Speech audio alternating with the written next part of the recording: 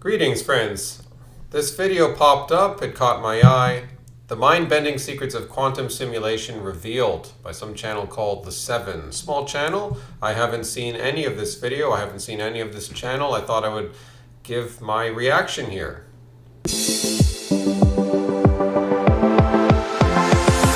Quantum physics. You ever heard of it? Yeah, of course we've heard of it. We've been hearing about it for a while. At least since the 90s. The way that our consciousness actually shapes reality. Let's get into it. All right, you beautiful humans, we're back out here again on a mission to change the world for the better. Here to raise the vibration of the nation. Oh no, there's that catchphrase, raise the vibration. Oh no. I mean, we knew this was going to be a new age kind of thing because quantum physics and the new age, it's all kind of part of the same weird stuff. Quantum physics is an amazing thing. Do you know anything about it? Do I know anything about it? What is it? Tell us what it is. Check it up. Do some research. An interesting topic that I've come across about quantum physics is how our reality that we see is actually only apparent when we observe it, and that it actually collapses when it is not observed and repopulates once it is focused upon. Now this sounds wild, I know. Yeah, it is pretty wild. So my friend, when I'm not looking at my friend, he doesn't exist. That's not reality. It doesn't make any sense because you've got a multiplicity of perspectives. I guess they're saying from one person's perspective, the other person doesn't exist if you're not observing something. If you're not observing the cheese in the fridge, then that doesn't exist in some physical sense, in this quantum physics level of abstract possibilities. That's subjectivism or subjectivity. It's collapsing into the self. You can't really make any truth statements at that level. So it's really an expression of postmodernism where they don't really care about absolute truth, or they try to disintegrate absolute truth because you just have this infinite universe of expanding possibilities of energy that could manifest things based on how you direct your observation. It's completely destabilizing, degrounding, and ultimately apathetic as to real grounding. It's not even that there is a reality, it's that they don't care about what's real.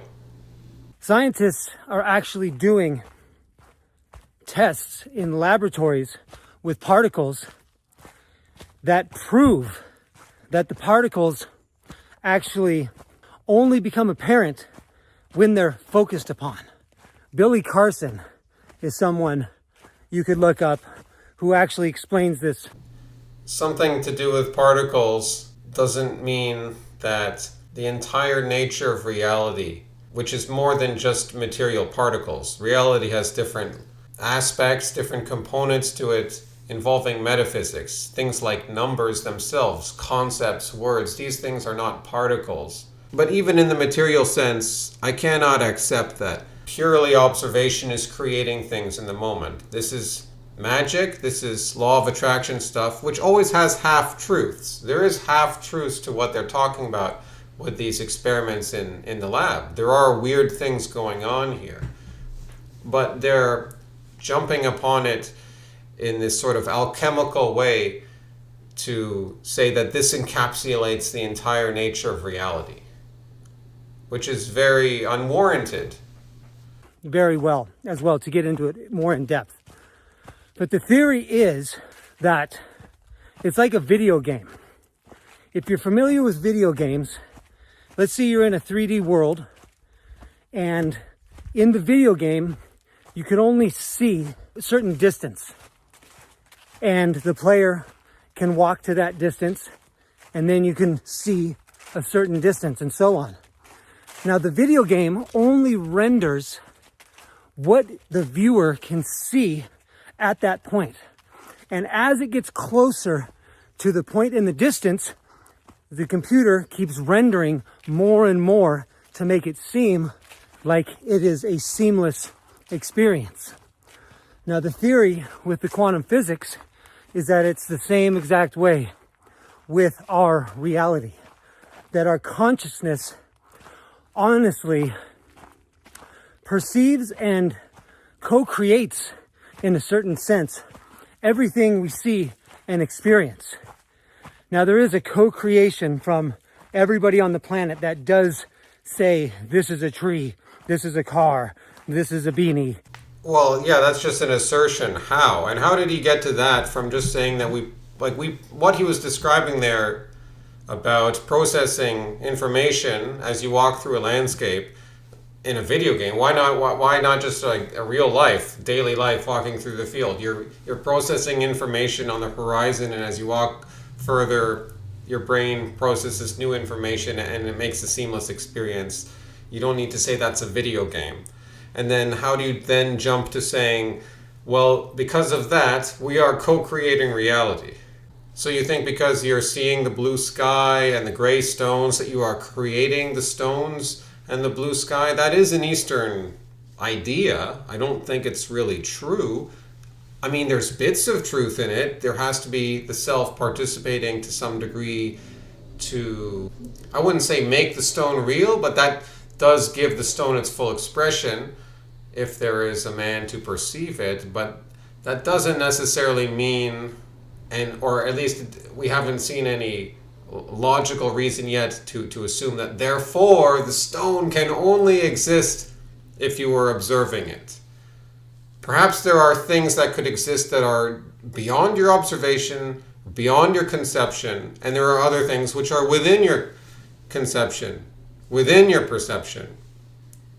Why jump to this absolute stance that entire reality depends on your own observation, which itself is complicated by the fact that we have however many billions of people on the earth, each perceiving in their own way, and the indefinable nature of consciousness itself and what it means to really pay attention when there are infinite stimuli which we could pay attention to.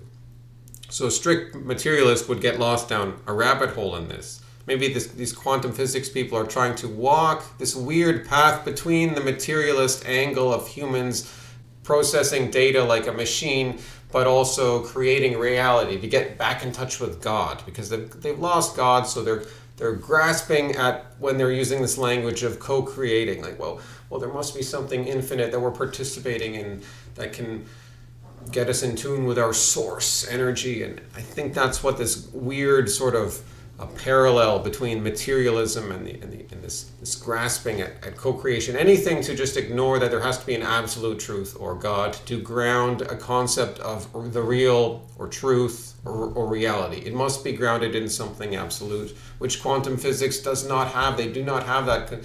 In fact, from what I see, their whole idea of quantum physics is to destabilize absolute truth. Now, I'm not saying that there's aspects of truth in it, but as it's presented, it's kind of just this postmodern, chaotic thing. Stuff like that. But within the co-creation, kind of like a simulation, everything is there in a etherical sense, but not actually in a physical sense.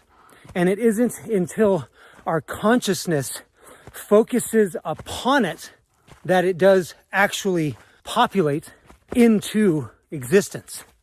Just because my consciousness doesn't think about a certain number, like 3045 to the power of 16 divided by 7, like because I haven't thought of that number, that doesn't mean that metaphysically in some sense that number doesn't exist. That's just an example from metaphysics. That doesn't mean that words and languages don't exist metaphysically because I haven't thought of them or observed them.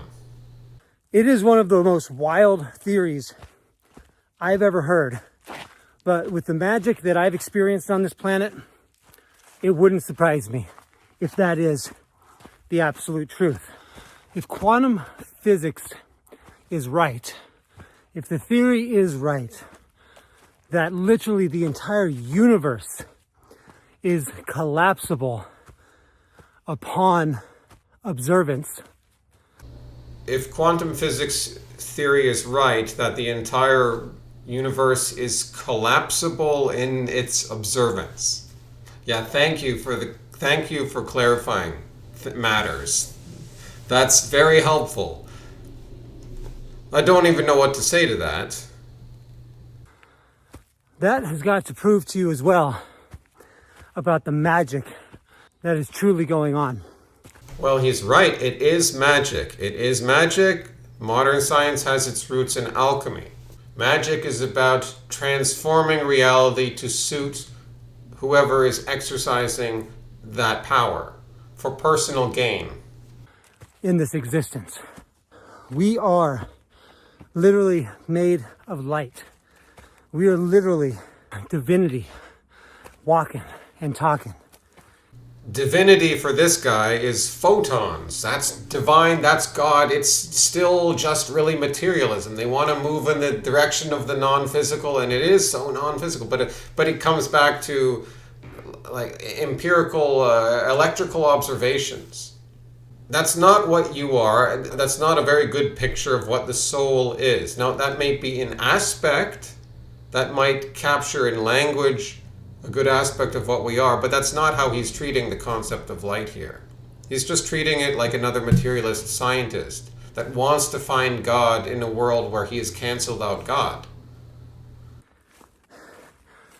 This probably is an amazing simulation created by all that is, by God.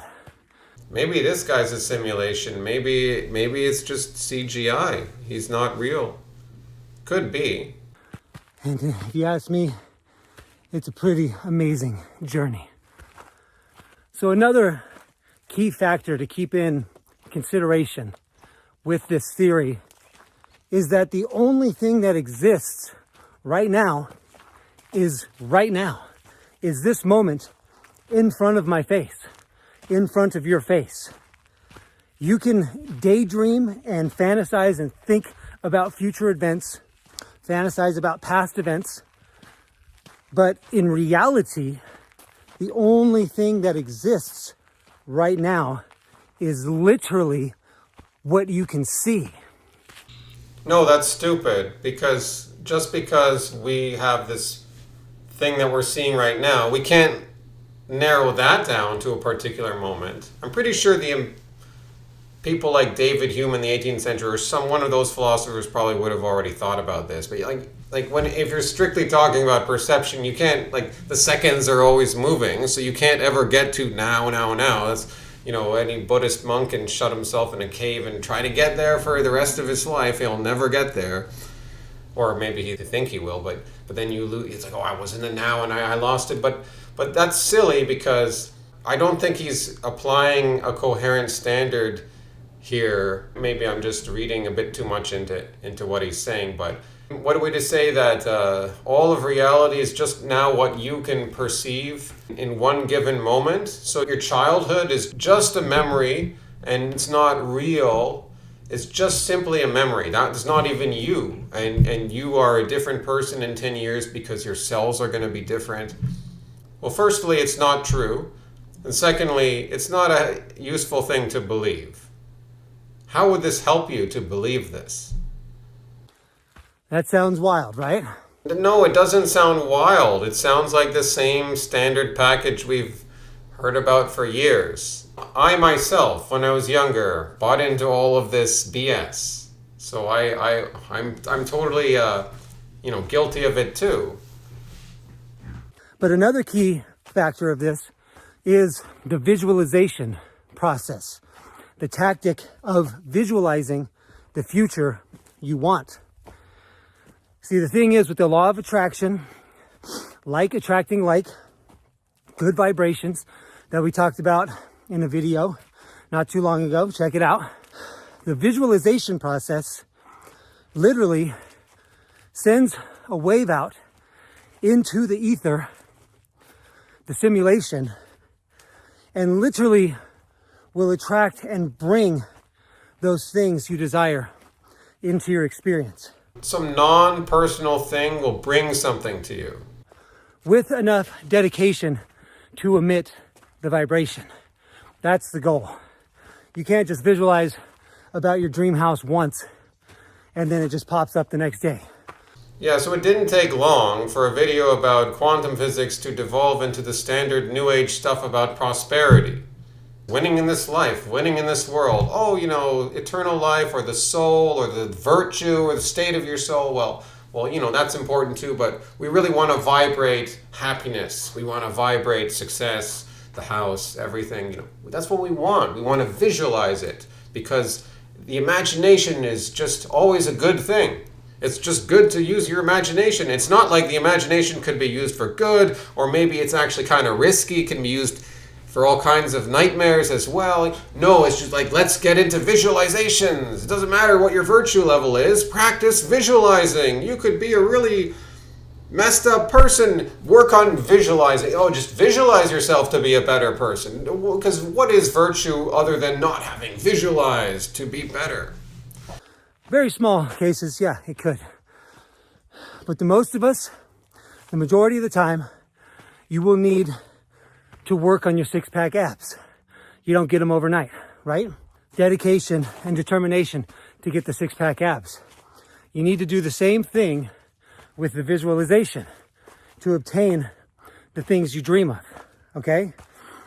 Yeah, it's not necessarily false what he's saying, but it's risky and you shouldn't do that because if you start opening up these sorts of practices, you don't know what could come into your life. It's not a good influence on the soul. So, quantum physics, it is a very fascinating world. This is just a little taste of what it offers. We are actually magic walking. We are absolutely amazing spiritual beings in this physical reality. And we can honestly have whatever we want. And we can honestly have whatever we want. And we can honestly have whatever we want. So take a deep breath, know you are magnificent, and make miracles happen in the world. I'd like to hear what his answer is, then why do people suffer so much? What would he say? I mean, I'm sure maybe he has videos about that. But obviously, a lot of the human experience is not always happiness. What is his... Some of them would say, oh, well, that's because you haven't visualized hard enough. Or others might play some other mental gymnastics. Well, you did choose to suffer. Hasta luego, amigos.